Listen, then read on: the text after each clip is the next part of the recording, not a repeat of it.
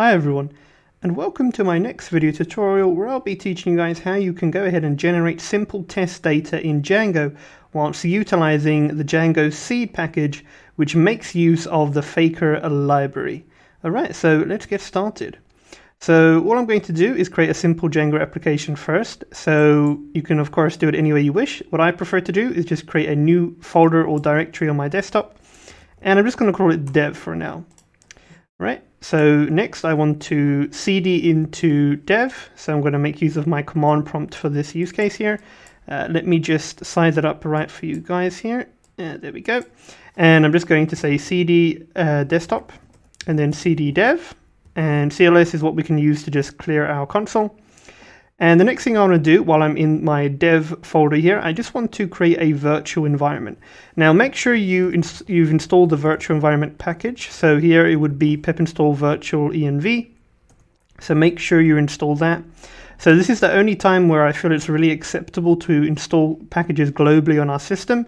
In other cases, I wouldn't suggest installing packages globally. So now we've got the virtual env package installed. So now we'll be able to actually activate or create our virtual environment and then later on activate it. So I'm just going to say virtual env and venv. So venv is going to be the name of my virtual environment. So here you can change it if you wish. If you want to call it env or anything that you want, you can go ahead and change this name here. This is the name of your virtual environment.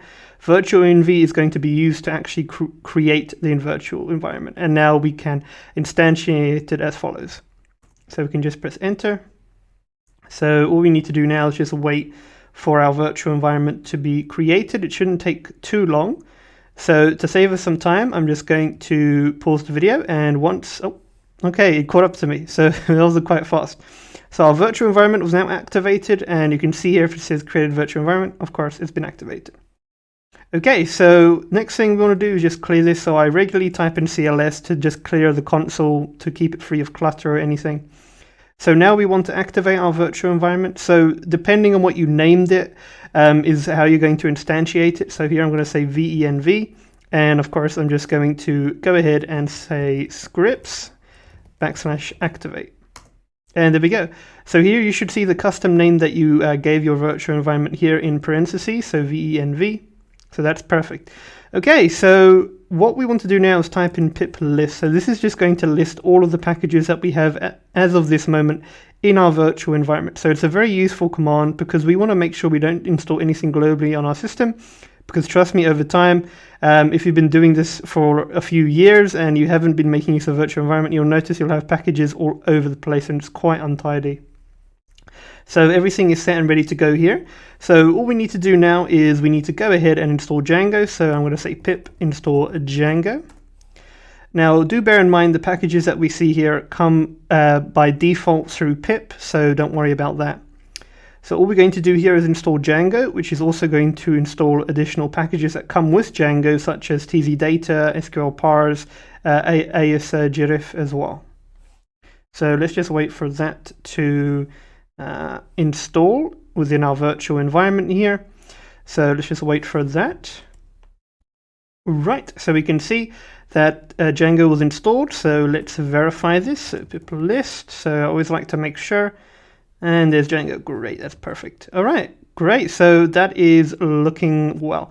Now the next thing we want to do is we want to actually create our Django project. Okay, so to do that, what I like to do is say Django-admin start project, and then I like to give my project a name. I'm just going to call it Elevate. That's going to be the name of my project. Of course, you guys can name it your own. Now do bear in mind, I am aware that there are multiple ways for starting a Django project and also for running a server in Django. Do whichever way you prefer. They all work fine, but this is just my preference. So let's go ahead and start the project.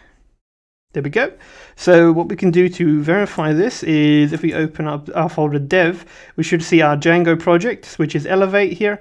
And here we have our virtual environment right here as well, which is great. This is how I like to prefer it. Keep my virtual environment separate from my Django project. Perfect. All right, so you should have that all set and ready to go. Now the next thing I want to do is just open this up in Visual Studio Code so we can see the file directories, etc. So make sure you have Visual Studio Code installed on your computer. So I'm just going to open up Visual Studio Code here for me. So let's open this up. Okay, so there's a chance it will automatically show your project here, but if for some reason it doesn't, which has happened to me a few times, you can go ahead and say File, Open Folder, and you can just choose Dev here and say Select Folder. Okay, there we go. So that was just a confirmation there. So we have everything here as we wish. So we have our Elevate folder and our virtual env.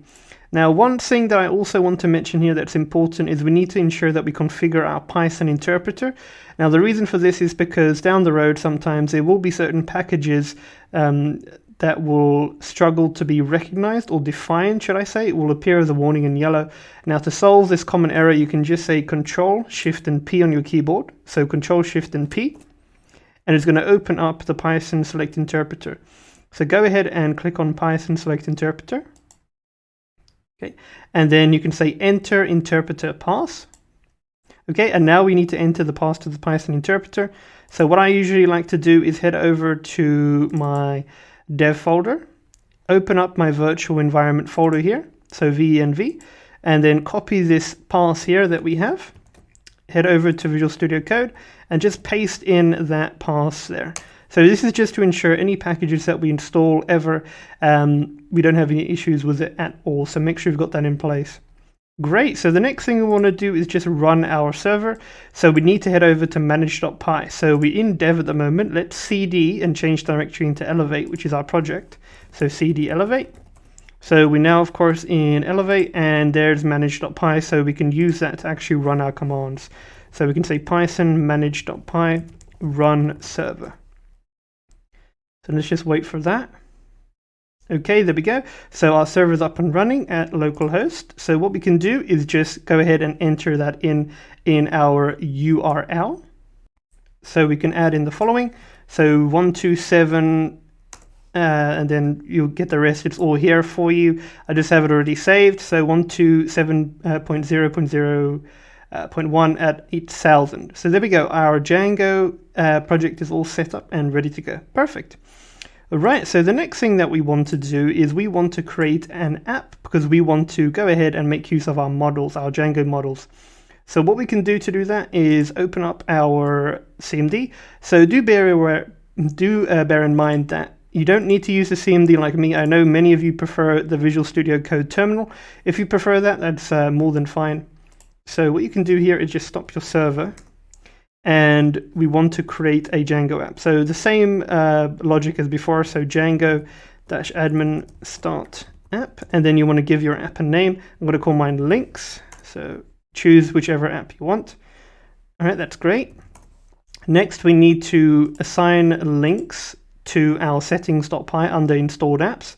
So you can head over to your project's settings.py file.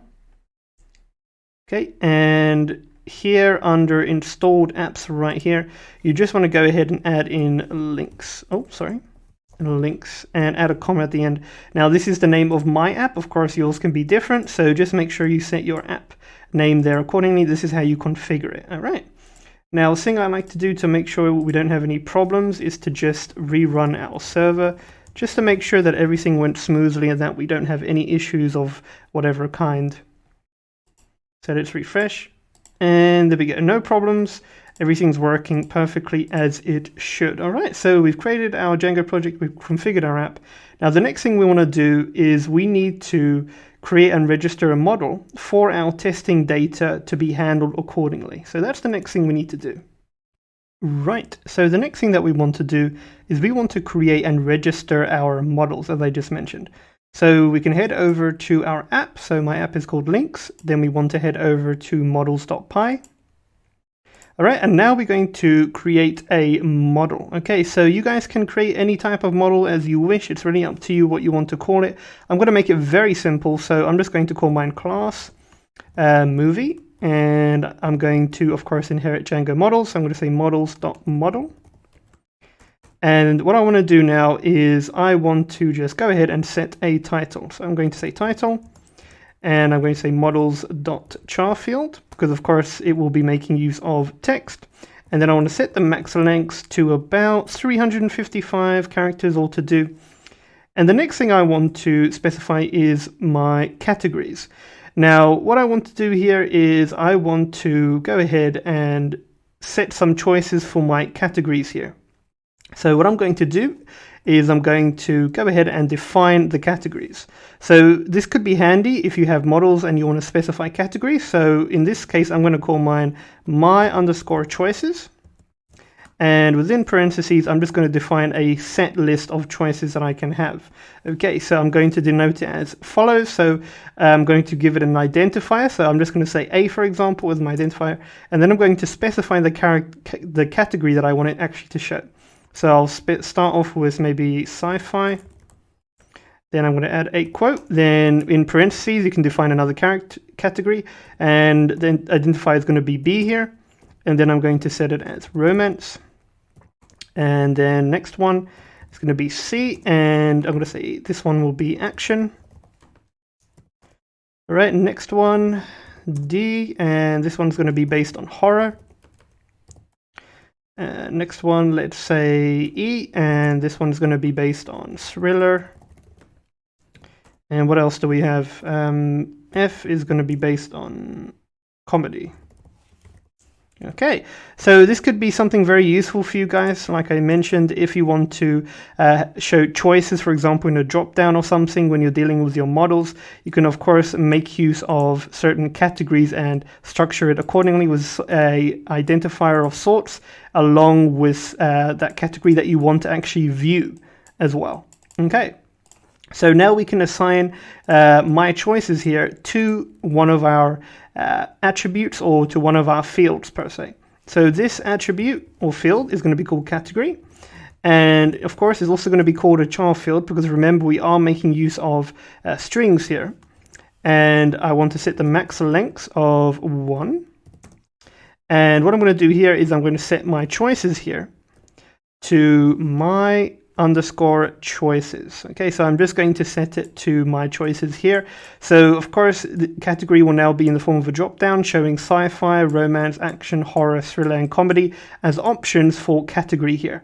So again, this is also very great if we want to make use of options. Okay, so that's our models all set and ready to go. Now, the next thing that we need to do to make sure that this runs properly is we need to make our migrations here. And in the meantime, we can also see we have the default Django migrations that we also need to migrate. So we're going to hit 2 birds with 1 stone here. So let's turn off our server and go ahead and say Python manage.py make migrations. So go ahead and do the following.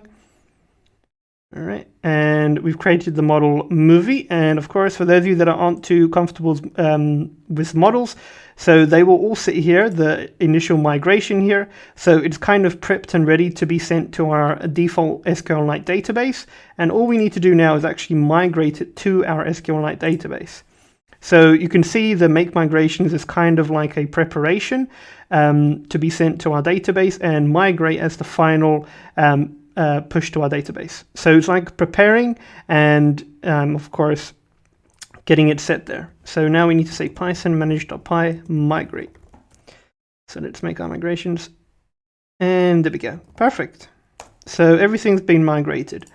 So the next thing we need to do is we need to head over to admin.py. So let's open that up here. So admin.py. And we just want to register our model so we can actually see it in our Django admin page. So here are our models. Here is our models.py file.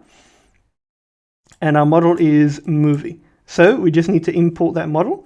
So we can just go ahead and say from models, import movie. And then all we want to do is register our model movie here. So that's based on the class name here. So I'm just going to go ahead and say admin.site.register. And then within parentheses, I just want to import my movie. All right. So this will now be visible in our Django admin page. So we just want to make sure that that model actually exists. So we want to check it in our Django admin. So before we can do that, we need to create a super user. So I'm just going to say Python manage.py create super user. Now, the whole point of creating a super user is to actually access the Django admin. So I'm going to choose a username of admin here. Email, I'm just going to leave blank. So if you want to leave something blank or continue with the process, you can press enter. You have to enter in a password, unfortunately, or else you won't be able to log into Django admin. There we go, super user created. Perfect. Now, all you need to do now is say python manage.py run server. So go ahead and do that. All right, we can head over to our application, refresh, and everything's fine. Then you want to just put in /admin. Okay, so now we're on our Django admin page. All right, so go ahead and enter in your credentials, and then we'll go ahead and log in and move on to the next set of steps. Right, so once you've entered in your credentials, go ahead and log in. And here we go. So we can see we have our links app. So that correlates here. And within that, under admin.py, we registered this movie model. So we can now see under movies, we have this model here. And if we were to add a movie, we can technically add a title. So here I'm just going to say, what should I say? What comes first to my mind? I'm just going to say Batman. I've got nothing on my mind here. And category, we could just say action and save. Okay, so there we go. We can see that our model here is working perfectly fine. Now, you can also see here, of course, we now have a drop down. So that's something extra. Hopefully some of you have learned now. So you can now categorize accordingly. All right, but we want to delete this for now. Okay, so it's been deleted. And we just wanted to check if it worked. Perfect. So let's log out for now. Head over to our home page, and that's fine as is. Okay, so now let's move on to the next set of steps. So let's do the actual testing. So a very nice package to make use of is something known as Django Seed. So Django Seed is one of the best Django packages in my opinion. Okay, and it makes use of the Faker library, and it's going to help us to generate any test data for our Django models. Now, some of you are probably wondering what is the point of making use of such a library, such as the Faker library. So it's very helpful, of course, like it says here, to generate test data. But a really good thing for this is to do a lot of load testing as well. So what I mean by that is, let's say you have an application that you plan to have, let's say, a lot of data. So there's going to be a lot of writes to your application, for example, and you want to see if your application can actually perform still well with all of those writes to your application. So let's say someone's on your web application and there's a lot of registrations, a lot of user registrations, or a lot of, for example, blogs on your website. Let's say you run a blog and you have lots of articles being posted by your authors. For example, you want to make sure that your application can handle everything. So Faker is just something that can be used supplementary if you want to do some load testing on your application, for example. Of course, this isn't the only thing that you can do by making use of a Faker library. You can, of course, do many other things, but this is just a general idea of what it's capable of doing. And also, if you just want to test and check around what it works, or you want to learn something new, definitely Faker is something interesting to look at.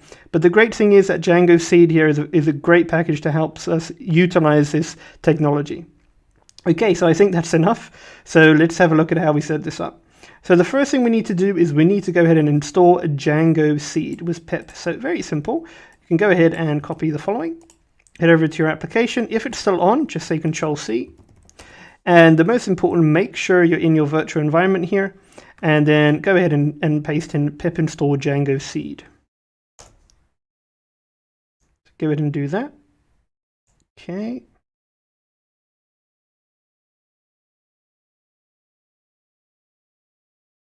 Okay, so it will just take a moment. So there's something else we need to install as well. So let's just wait for the Django Seed to set up. So let's just wait for that. Right, so we can now see Django Seed has been installed. Great. So let's clear this up. And another package we need to install to make this work is we need to make use of psycopg2. So this is a Postgres database adapter. So this is something that we need to actually go ahead and make use of before we can actually do the testing properly. So go ahead and install this, so you can copy that. Head over to your terminal and put in pip install psycopg2. So make sure your virtual environment is on. So go ahead and install the following. All right, great. So let's clear this up. And we can type pip list. So we just want to make sure those packages that we actually went ahead and set up are there. So Django Seed, and of course we have Faker as well. And let's see where psycopg2. Great, that's fine. Okay, that's perfect. Now the next thing that we want to do is just add it to our installed app. So you can go ahead and copy the following. So actually, let me zoom in here for you guys. So here, of course, if you didn't see clearly earlier on, you can now see pip install Django seed. And now we want to add it to our installed app. So I'm just going to copy the following here. Head over to your settings.py. And here under installed apps, you can add the following Django seed. Make sure there's a comma trailing it afterwards, very important. Okay, so make sure you've got that in place. Great. Now, the next thing that we want to do is just make sure that there's nothing to migrate. So sometimes there is, sometimes there isn't. So you can just say python manage.py, make migrations. So usually you can just say migrate, but as a good force of habit, it's good to get into a habit of saying make migrations before migrate. Then you can say python manage.py migrate. So make sure you set up all your migrations. Okay, this is perfect. Great. Okay, so that is the main part here. So actually, let's go ahead now and actually do some testing. So let's say, for example, that we want to populate our models with some data, so some fake data. What you can do is you can go ahead and say python manage.py, and you need to say seed. And you need to decide which app you want to seed. This is the one where your models will be. So I only have my app here, links, and I want to seed my models.py here, which is within links. Okay, so I'm just going to say seed links, which is my app name. So links is my app name, and it's going to automatically seed, okay, or generate test data for the models.py in the app that you specify. So bear that in mind. So links is here where you'll put in your app name. Then I'm just going to say space, and I'm going to say dash number, and I'm going to say 15 because I want 15 test examples of, you could say, data for my movie model. So in other words, I want 15 test records or 15 test objects. So go ahead and type in the following. Right, so there we go. It's going to create it. So we can see here, model movie generated record was primary key 2 all the way to 16. Now you're probably wondering why it's 2 to 16. Now the reason for this is, remember, we created an object earlier on, and it's just going to lead on from there. So that's perfect. So it's generated some data for us. So now we can just type python manage.py, run server, and now we just want to log into our Django admin page to actually see this and test it. So we can head over here and go to admin, and like before, enter in your credentials for your Django admin user. Right, so let's go ahead and test it. So let's log in. All right, and let's go to movies. And there we go. We've got some data that's been generated for us. So we can check in our movie object. So for example, this is going to be random text here. And we can see the category here also changes automatically. So the title is, of course, a bit of gibberish here, but we get the general idea here. So the good thing of why I added the category choices here is to show you that it changes automatically. So we can check some of these. I'm not going to show all of them, but we can see the category changes, and so does the title. It's random, and it's populated all these records randomly for us. So of course, you can probably think of many use cases for doing something like this. All right, so it's working great. Now let's say that's not enough. We want to generate more. So we can go ahead and just stop our server and go back and say python manage.py, seed links, and this time I don't want 15, I want 30. So that's quite a lot, so let's do that. And there we go. It's a whole bunch. Now you just want to now run your server, so you may need to log in again, which is fine. So let's just do that. Okay, so we're probably going to have to log in again. Oh, maybe not. Okay, and there we can see even more movies are appearing.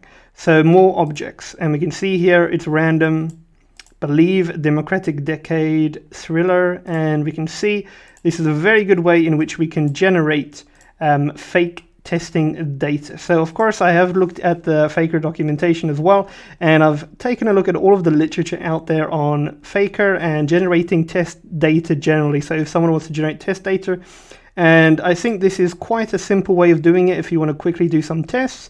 Also quite helpful, I found this package, so I will be sure to include this link in the description below, because there's a lot more that you can do with it. I'm just touching surface level stuff with you guys. There's a lot more that you can do with this package here. It's very helpful. for further testing your data, and a lot of things you can do. But yeah, guys, that's pretty much the essence of it.